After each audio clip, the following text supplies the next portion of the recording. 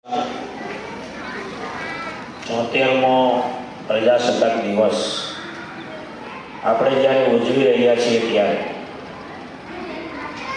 આપણે વિચાર કરીએ કે પ્રજાસત્તાક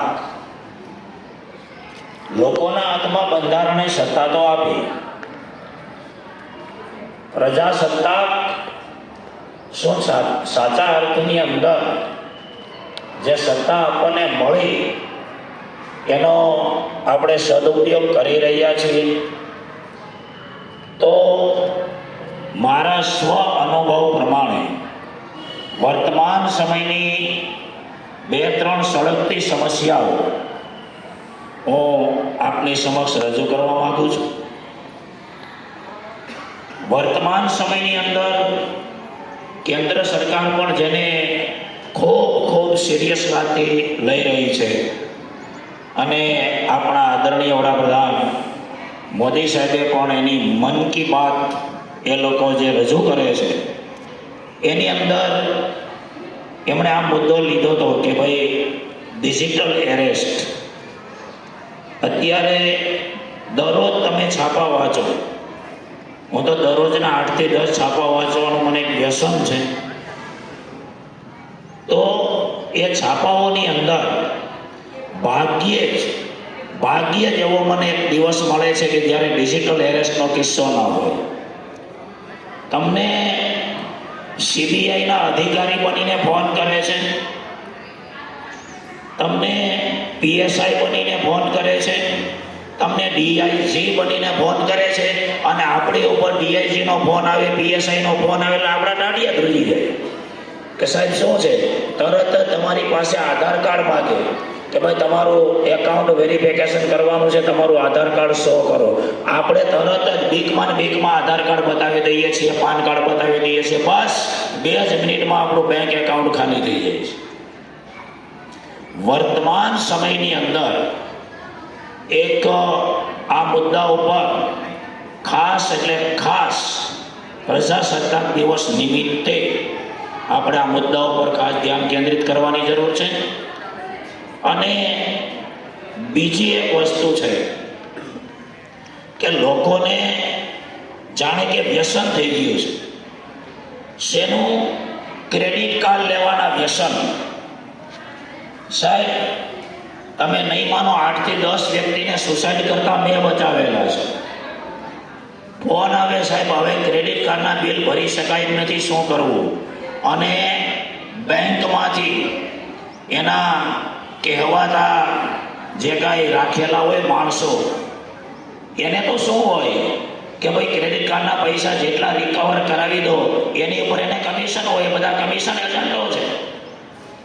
સાહેબ તમારી શેરીમાં આવે, તમારા ઘરે આવશે અને ન બોલવાના શબ્દો બોલશે અને તમારી ઇજ્જતના ધજાગરા ઉડાવી દેશે.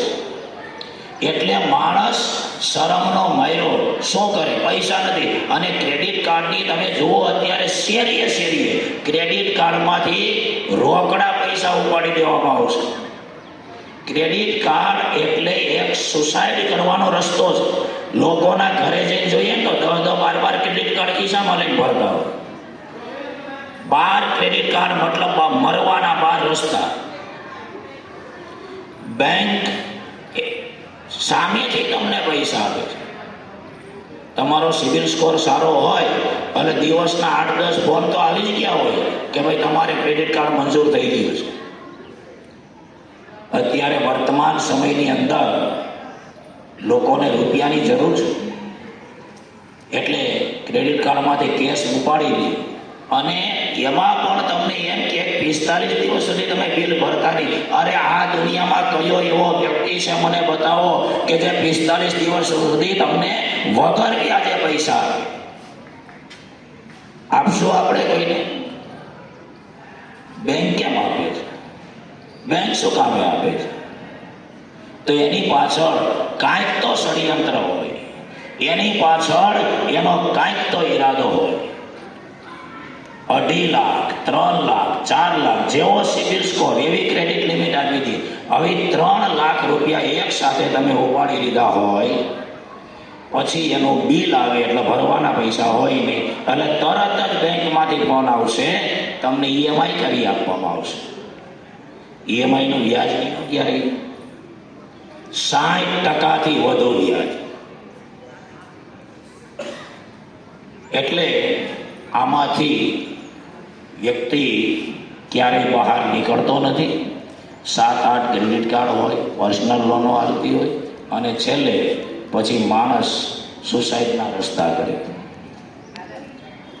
છાપાઓની અંદર આ બે વસ્તુ વર્તમાન સમયની સળગતી સમસ્યાઓ છે. આનાથી જેટલા આપણે દૂર રહીએ ને એટલું વધુ સારું છે. હું તો આજના પ્રજાસત્તાક દિવસ નિમિત્તે બધાને વિનમ્ર પ્રાર્થના કરું કે ભાઈ, આખો રોટલો નસીબમાં ન હોય ને અડધો હોય તો અડધો ખવાય, પણ ક્રેડિટ કાર્ડ ન લે.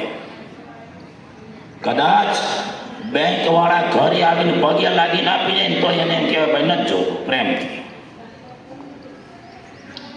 કારણ મેં પોતે આમાંથી લોકોને બચાવેલા છે.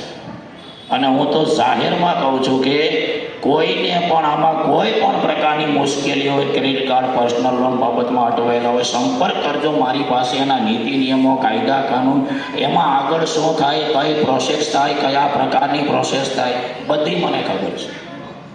ડરવાની કોઈ જરૂર નથી એનાથી. Thank you.